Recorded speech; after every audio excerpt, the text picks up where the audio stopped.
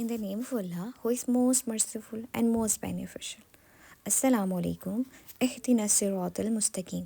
जैसा कि हम कुरान की सीरीज़ शुरू करने लगे हैं जिसमें हम सूरह आले इमरान की तफसीर को डिस्कस करेंगे। मेरा चैनल इसलिए भी डिफरेंट है क्योंकि हम लोग तफसीर को डिस्कस करने के साथ साथ हमारे जहनों में और हमारे दिलों में जो सवालात अक्सर आते हैं, हम उन सवालात के जवाब ढूंढेंगे और हम अपने इस कुरान को अपनी ज़िंदगी से रिलेट करेंगे। Before start our Quran journey, first question is कि इंसान अपने और अपने बच्चों के दिल में अल्लाह की मोहब्बत को कैसे चेक कर सकता है। ये सवाल तो आपने अक्सर सोचा ही होगा, लेकिन क्या इस सवाल का सेटिस्फैक्ट्री जवाब आपको मिला है? अगर हम सूरह आले इमरान की आयत नंबर 1 से 5 को देखें तो उसमें इसका जवाब बहुत क्लियरली मिलता है।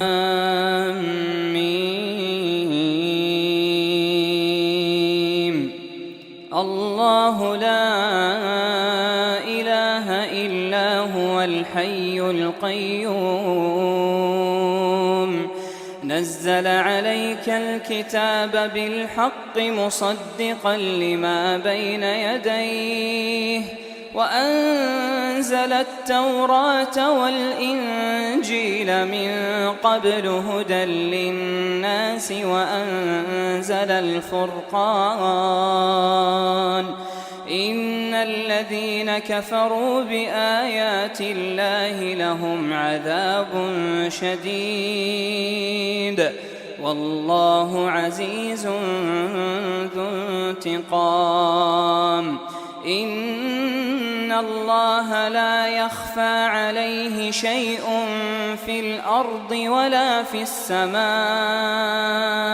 हम इन आयात की तफसीर तो आगे जाके डिस्कस करेंगे और इसको अपनी ज़िंदगी से भी ज़रूर रिलेट करेंगे, लेकिन आज जो सबसे इम्पॉर्टेंट क्वेश्चन है वो ये है कि मेरे दिल में अल्लाह ताला का क्या मकाम है और इसको असेस करने के लिए कौन सा टूल हम यूज़ कर सकते हैं। तो इसका जवाब ये है कि अगर आपने अपने और अपने बच्चों के दिल में अल्लाह ताला का मुकाम देखना है तो आपको पहले ये देखना होगा कि इस किताब की कितनी वैल्यू है आपकी ज़िंदगी में, इस कलाम की कितनी वैल्यू है आपकी ज़िंदगी में।